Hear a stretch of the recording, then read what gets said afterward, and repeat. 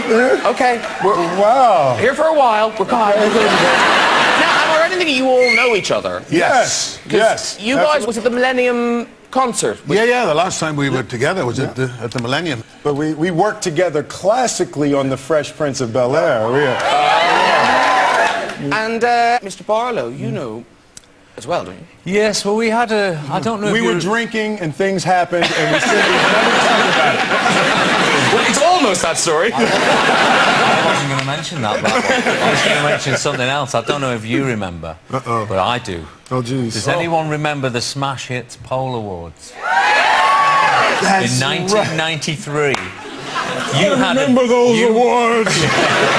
You had a dance-off with one of our band members, and I must say he whooped your ass. No, it's not true.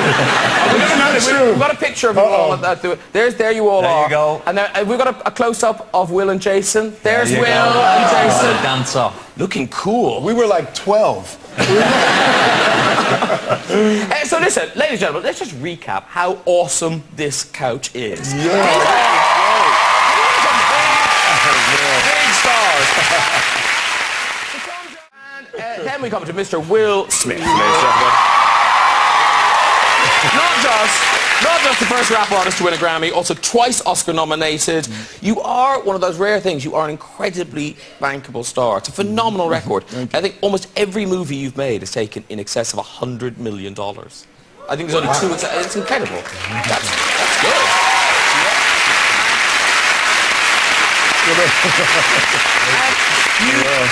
Obviously, you'd been a very successful music artist, you'd been a successful actor, but then Independence Day took it all to a different level. Yes. That must have been amazing for you, for your family, your parents. Yes, that was the first movie. Independence Day came out and broke all of these box office records, and it was huge. And I remember that Monday morning, I was in Los Angeles, and my family was in Philadelphia. So, you know, it was 6 a.m. in Philadelphia and 3 a.m. in Los Angeles. And my father calls me, and I'm, hey, hello. And he said, man, you see these numbers? I said, yeah, it's 3 o'clock in the morning. I didn't say anything. He said, man, remember when I told you there's no such thing as luck? I was like, yeah, Dad. Remember when I told you there's no such thing as luck? It's only what you make. Dad, yes, I remember. Remember when I told you you put your mind to it? It ain't no luck. It's what you create. I said, yeah, Dad, I remember. He said, man, that's bullshit. You the luckiest motherfucker.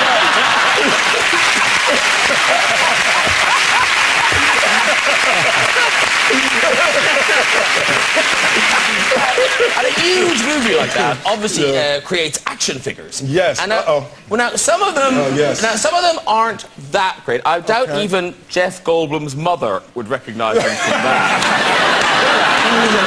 Jeez. Now Bill Pullman has a passing resemblance to Bill Pullman. Passing. But I have to say, they saved their best work. Yeah. They saved their best work. Ladies and gentlemen, it's Will Smith. Whoa. Wow. That is a shocker. Yeah. I look like Rambro. It's not like that, you know. It's not like that. Jeez. But it doesn't look you at all. At all. Yeah. It's just like, they're like, listen, just make it black. Just make it black. There's the only black guy in the movie. They'll know it's him. It really is like they did that. It really is. You're not the only one with an action figure. Mr. Barlow. Oh, yeah.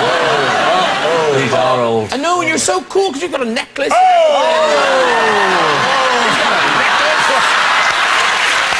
He's dancing. Oh, yeah. Now that's funny. That was funny. Okay, it's not that funny. You know, no one wants this on the back of their toy. Not suitable for children under 36 months due to small parts. Hey, listen, let me say one thing. When we got those dolls, the first thing we all did was pull the pants down. And there's no small parts at all. Do you mind telling the story? The story about you going to check out your doll. Oh, that was in the days when we had no control at all over what was going on. So we didn't get the prototypes or anything. We were just told the dolls are being released on Monday. And so by Friday, I couldn't wait any longer. And so I put a cap on, glasses, and I went off to Toys R Us in Chester. And I slid in the shop, and I was cooking down the aisles, Cindy, Action Man, and then I come across the Take That dolls. I thought, this is it. Mark, Howard, Robbie, Jason.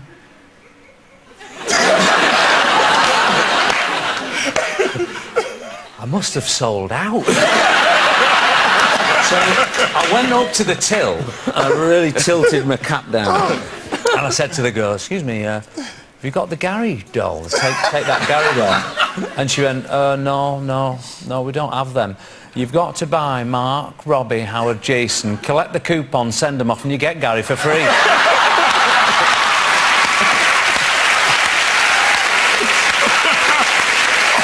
That's cold.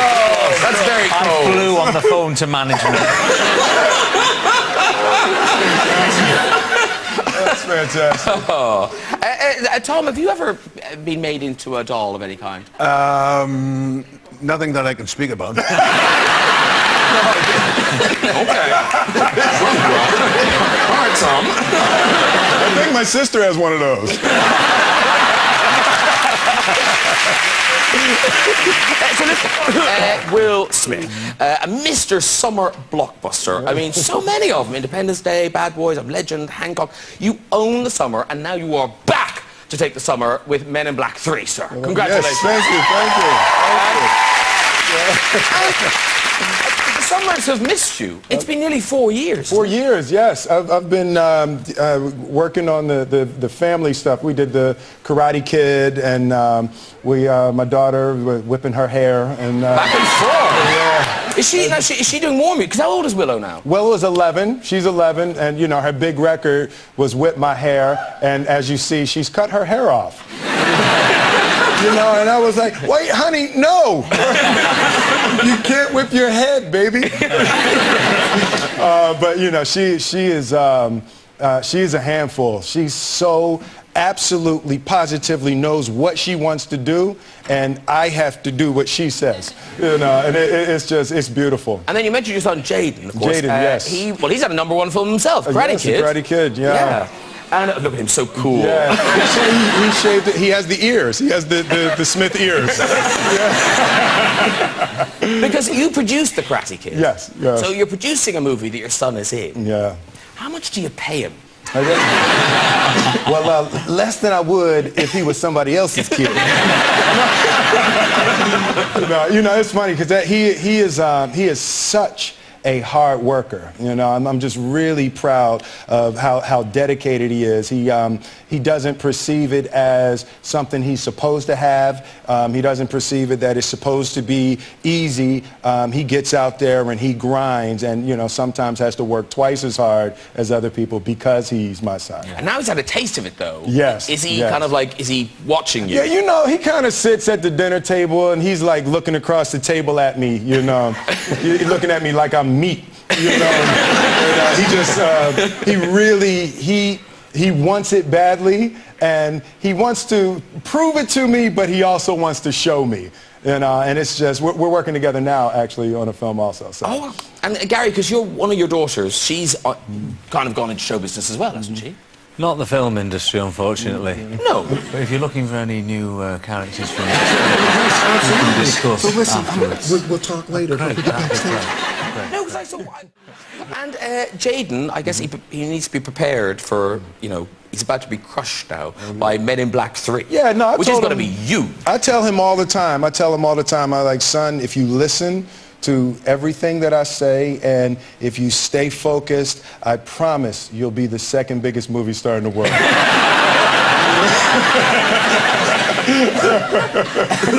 Because Men in Black obviously is opening all over the world. It's going to be a big movie, and it's in 3D. It's in 3D, yes. It's the first one of the series that's in 3D. I was very concerned about how my ears would look in 3D. But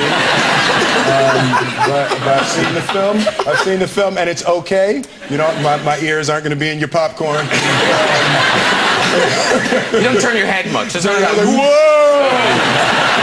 Damn! Jeez, you're gonna have put someone's eye out with that thing. Well, I've seen the movie, and it's really funny. It's got lots of action in it. Thank you. And the big kind of thrust of it is that it's a time travel. Yes. Tommy Lee Jones's character, Agent K, is killed, and my character, Agent J, has to time jump to the past to prevent the murder. And Josh Brolin plays young Tommy Lee Jones. So it's back to 1969, and Josh Brolin gives a performance. And I guess the greatest tribute is that you just forget. You forget that you think you're watching a young Tommy Lee Jones. Yeah. And some people thought that Tommy looped the voice.